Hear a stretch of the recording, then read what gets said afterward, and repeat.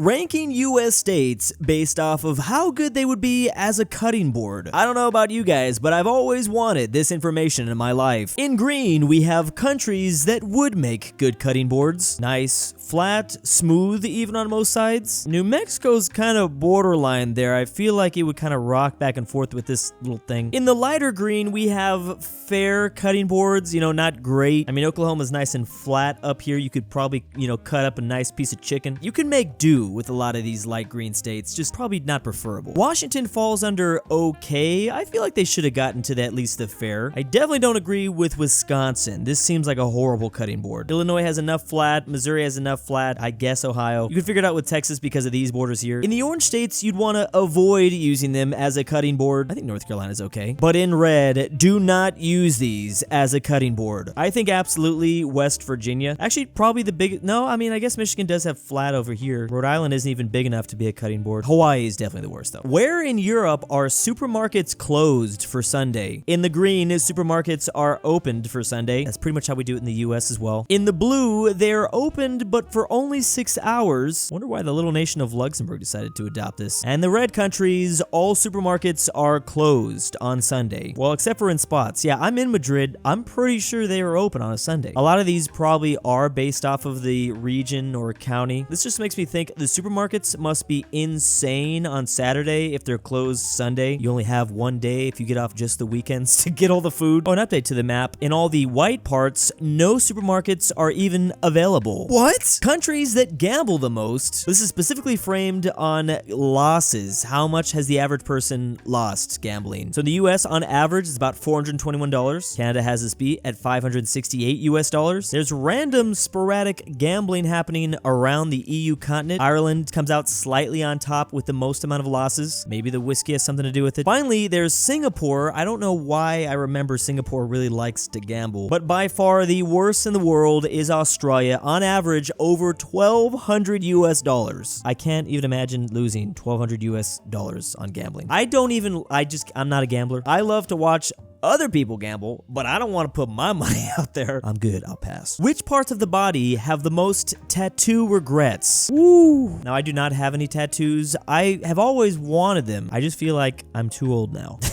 This first part is polling how many tattoos do you have? On average, if you only have one, you're more likely to regret it. 78% regret having just one tattoo. Well, if that's the case, you just get two. You have a much lower chance of regretting it if you do have two. And actually, the number goes even lower the more tattoos you get. So once you get one, you just gotta go full. You gotta go all in, whether you like it or not. Obviously, you can get tattoos all over the body. This is where some of the people that were polled have their tattoos. But some of the most regrettable spots is the upper back, the upper arms, the hips, the face, and, well, yeah. How big is the tattoo you regret the most? Usually, it's smaller than the palm of a hand. But if you got a full sleeve or larger, it's much less likely that you regret it. I mean, that's like someone that really likes tattoo. If you went all the way in to get a full sleeve, you're probably pretty set, like, oh yeah, I like these. When you get something small, you probably weren't sure. The vast majority of people get their first tattoo either under 20 or in their 20s. We're talking 90%. This is what I'm saying. I'm too old at this point. There is 1% above 50 that got their first tattoo though. How long have you been planning it? Some people for a few hours. 28% of people said a few hours. That's how long they'd been thinking about getting a certain tattoo. Only 6% thought several years. Usually it does take a few years before the regret sets in. 36% responded with that. It's very unlikely that you'll immediately regret it. And the number one style of regret is tribal. This is interesting information. Even though I still don't have any tattoos, there's a small part of me that still kinda wants to get one. Every country's most translated song. So for the US, Simon and Garfunkel has been translated 97 times. Specifically the sound of silence. That's crazy. That's 97 different languages the lyrics were translated into. The artists weren't singing in all those 97 different languages though. I just want to say that. This map, by the way, is specifically using lyricstranslate.com. And some of the translations for the sound of silence: Albanian, Arabic, Azerbaijani, Belarusian. They actually have 90 78 different, wait a second, German 543, what is all that? Maybe some of the translations disagree on which word should go where. Canada has Celine Dion's My Heart Will Go On. I'm immediately thinking like these songs have to be pretty serious. You have to have like a large part of the world know that the song sounds like it has a lot of heart or something, so then they want to like figure out what it means. The Beatles have Yesterday. Oh, they're actually the top in the world at 108 translations. Of course, Spain has Enrique Iglesias. It's a little bit more interesting to see what the other countries have in terms of, especially like non-English speaking countries. Does Germany have 99 red balloons? Oh, okay, no, it doesn't. I guess you don't need that. It already was translated in an English version. I don't know why I thought that. I'm trying to see if I recognize any of these songs from other countries. I have to be honest, I don't really. But you know what? Maybe I've heard of them. It's different. I don't really know titles that well. Oh, of course South Korea's got BTS. I really should have known that. Does Bella Porch really count for the Philippines? Is that,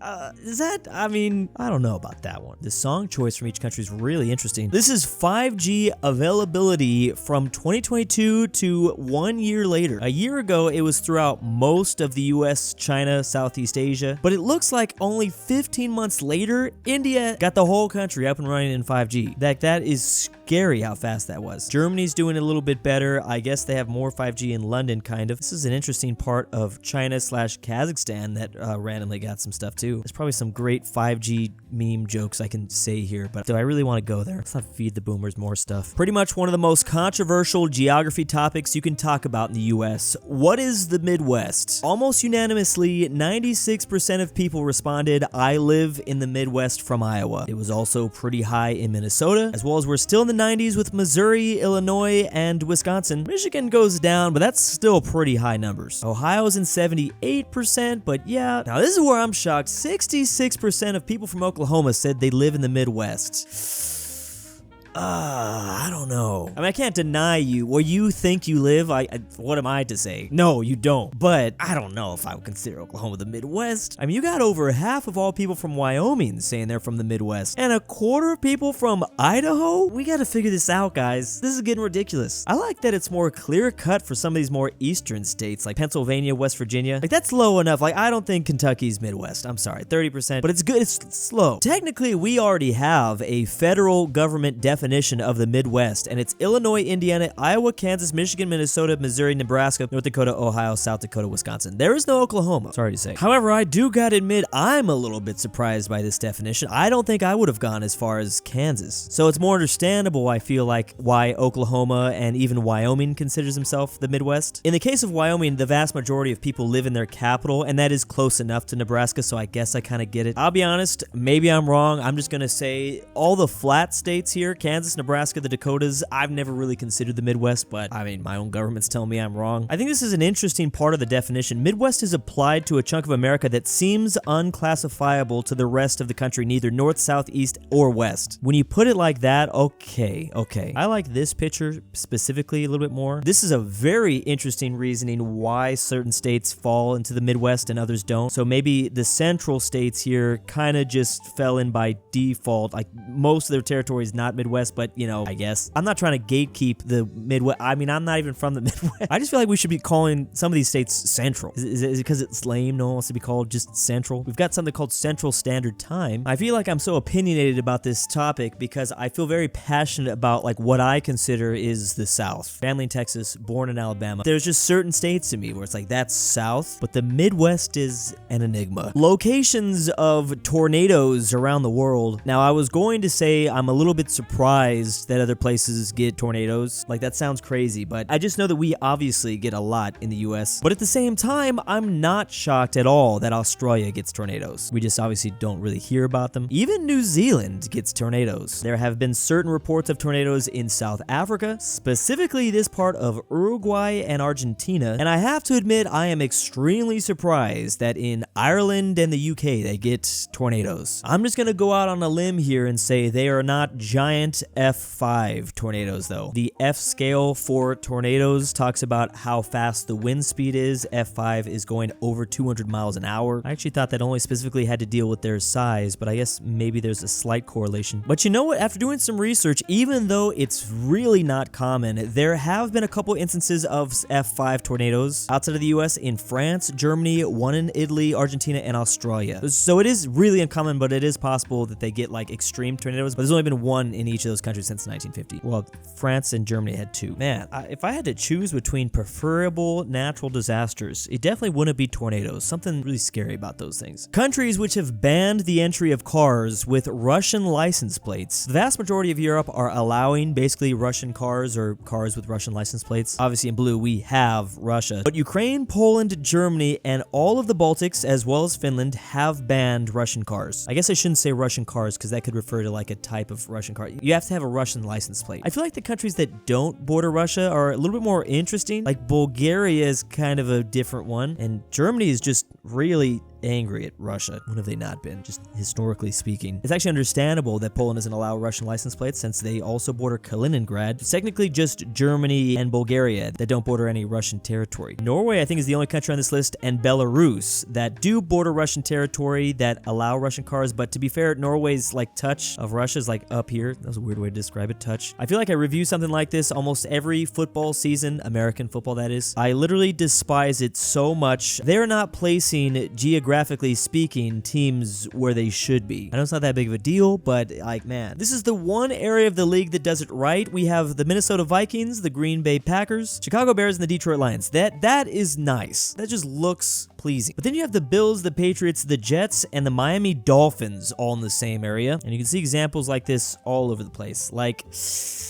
I just don't even know what to say. I think it's just a tradition at this point. Like, they don't want to reorganize the conferences because of the rivalries that have built up, but I feel like the NBA does a lot better job of this, at least breaking things into the West and East Conference. Here is the highest point in every U.S. county. Obviously, in the light green, we have basically almost 0 to 250 feet. These are all at sea level or pretty close, which most of Florida is like at sea level. Meanwhile, at the opposite end of the spectrum, you have some of the highest points, some of the highest counties, obviously in Alaska. Got a giant mountain range here. A lot of this area of the US pretty high as well. Of course, you have the Rocky Mountains. This also somewhat explains why not that many people actually live here when looking at population density maps. Really interesting that this specific part of California is pretty low. Of course, you have the Appalachian Mountains, which I know I'm probably not pronouncing right. Appalachian something. I like that this map breaks this all down by US counties instead of just US states. Each state has too much to really put as just one thing. Some places are like a lot more diverse in terms of elevation than others. A walk through time, or how humans migrated. I love this map because it makes so much more sense in our heads how exactly the first humans explored the earth. Of course, we believe some of the first humans started in Africa, then they slowly hunted and gathered their way to the Middle East, then decided to hit India first, which is an interesting thing to note. They actually ended up getting to parts of Malaysia before they got to parts of Turkey, which is an insane fact considering they started in Africa. They then got to parts of China before they got to like Ukraine. They only barely started getting to Ukraine when looking at this map. Then about 30 or 25 million years ago, they got to Europe. At the same time, they were getting to Siberia, but the humans were not done yet. These early humans, they were going to cross the Bering Strait and then obviously finally get to North America about what we think is 20,000 years ago. However, some evidence suggests it could have been sooner or earlier than that. Finally getting to the very southern tip of Argentina, or the top part of this image as the finish line. Obviously, we're still trying to figure out this information using fossil sites. This is even going to talking about how the Polynesians explored a bunch of different islands around the Pacific and things like that. I guess they still haven't made it to the UK though. What is over there? And big thanks to my patrons this month. Drew, I'm your dad, back with the milk. Look outside. KirinoIsBestGirl. The clone's training is complete and is Fredrik Tibblin, Tibblin, without Australia is real. InquisitorXarius, The great Ralph, Traven's annoying friend, Sebby, if you hear this, I love you. GoodOldRyah, The Mexican 7 Ortin, 6 fat, RyeThePie, LuxembourgLover. And why am I doing this?